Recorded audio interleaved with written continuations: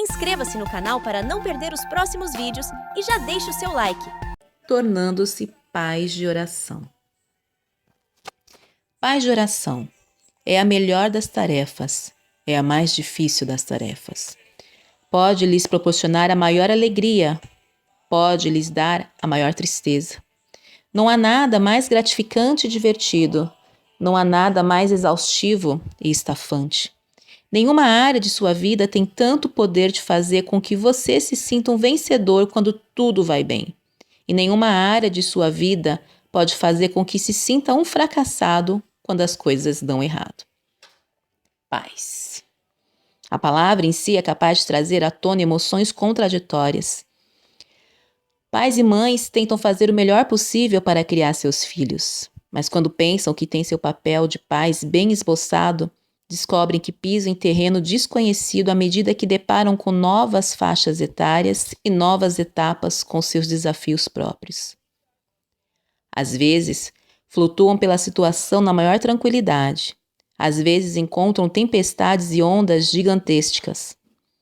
Algumas vezes, sentem-se tão cansados que têm vontade de desistir e se deixar levar pelo temporal. Mas eu tenho boas novas para vocês. Nós não precisamos viver agitados e arremessados pelos ventos de mudança. A vida de nossos filhos não tem de ser deixada ao acaso. Não precisamos andar de um lado para o outro, roendo as unhas ou mordendo os nós dos dedos, apreensivos com a terrível faixa dos 2 anos ou com o torturante período de adolescência. Não precisamos viver com medo do que pode trazer cada nova fase de desenvolvimento, que perigos podem estar à espreita atrás de cada esquina. Nem temos de ser pais perfeitos. Podemos começar agora, nesse exato instante, a exercer uma diferença positiva no futuro de nossos filhos. Nunca é cedo ou tarde demais.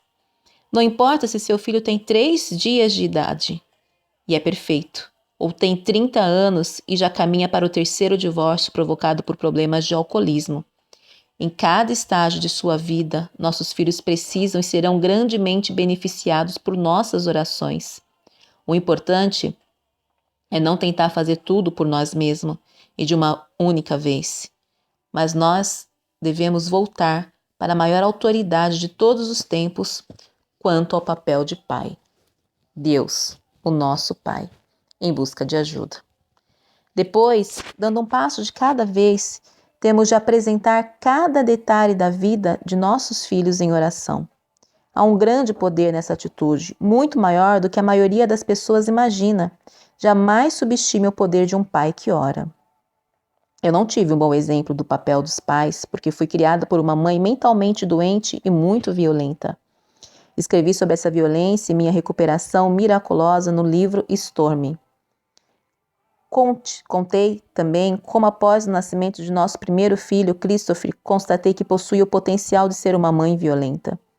Descobri que sem Deus somos obstinados e destinados a repetir os erros do nosso passado e imitar o que observamos. Uma cena da infância pode surgir na tela da mente e tornar-se realidade no palco de nossa existência no momento de fraqueza. Antes que a gente se dê conta do que está acontecendo. Talvez isso ocorra com tanta rapidez que você se sinta incapaz de controlá-la, obrigando-o a fazer e dizer coisas destrutivas para os seus filhos.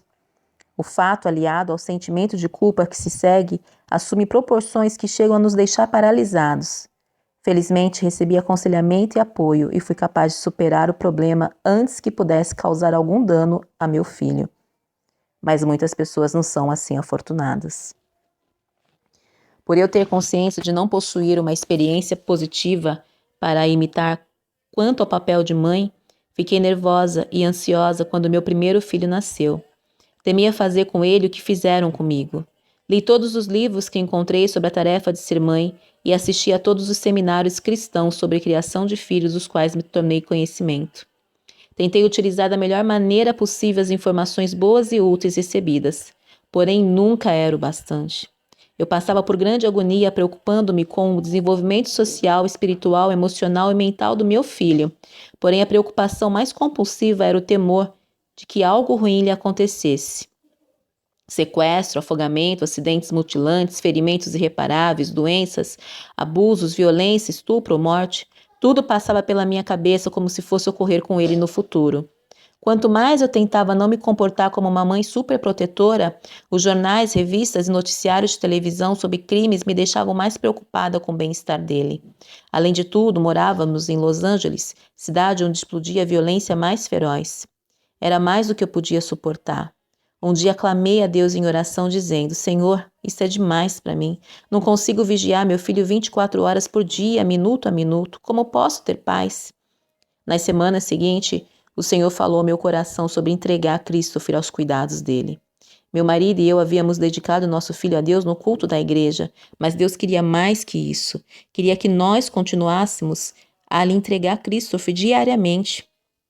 Essa dedicação não significava que iríamos abdicar de nossa responsabilidade como pais, e sim que iríamos nos colocar em total parceria com Deus. Ele arcaria com o peso da carga e nos daria sabedoria, poder, proteção e capacidade muito além do que poderíamos imaginar. Nós desempenharíamos nossa tarefa de disciplinar, ensinar, alimentar e mostrar a criança no caminho em que deve andar, sabendo que quando for velho não se desviará dele. Iríamos depender de Deus para nos capacitar e criar nosso filho de maneira adequada, e o Senhor providenciaria as bênçãos para a vida dele. Parte importante de nossa tarefa era apresentar em oração os detalhes da vida de nosso filho. Agindo assim, aprendi a identificar as ansiedades, medos, preocupações e acontecimentos imaginários como um sussurro do Espírito Santo para eu orar por aquele fato especial. À medida que eu orava por Christopher, eu entregava nas mãos de Deus. Deus libertava minha mente daquela preocupação. E isso não significa que no momento em que eu orava por algum problema não haveria necessidade de orar novamente por ele. Mas ao menos durante algum tempo eu me sentia aliviada da carga. Quando o problema ressurgia, eu tornava a orar sobre ele. Deus não prometeu que nunca aconteceria algo de ruim com meu filho, mas a oração liberava o poder de Deus para operar na vida dele e no decorrer do tempo, que eu pudesse desfrutar de mais paz. Aprendi também que não deveria querer impor minha vontade quando orava por meu filho. Essa atitude gera frustração e desapontamento em todos os envolvidos. Você sabe a que tipo de oração eu me refiro, pois todos somos inclinados a orar assim. Deus, peço que Christopher cresça e se case com a filha da minha melhor amiga. Os pais dela seriam ótimos sogros. Ou, Senhor, permita-me que Amanda seja aceita naquela escola, então eu me sentiria melhor comigo mesmo. É claro que talvez não tenhamos consciência das palavras entre parênteses, mas elas se encontram no fundo de nossa mente, inspirando-nos de forma sutil a impor a nossa vontade ao ouvido de Deus. Eu descobri que é melhor orar assim: Senhor, mostra-me como orar por este filho. Ajuda-me a criá-lo nos teus caminhos e que seja feita a tua vontade na vida dele. Quando nossa filha Amanda nasceu, 4 anos e meio depois de Christopher, Deus havia me ensinado o que significava orar com profundidade e a realmente interceder pela vida do meu filho. Nos 12 anos seguintes, Deus respondeu às minhas orações de maneira maravilhosa e hoje eu vejo os resultados. Meu marido e eu reconhecemos a mão de Deus na vida de nossos filhos e eles também reconhecem, pois é o poder de Deus que penetra na vida do filho quando um dos pais ora. Inscreva-se, curta e compartilhe.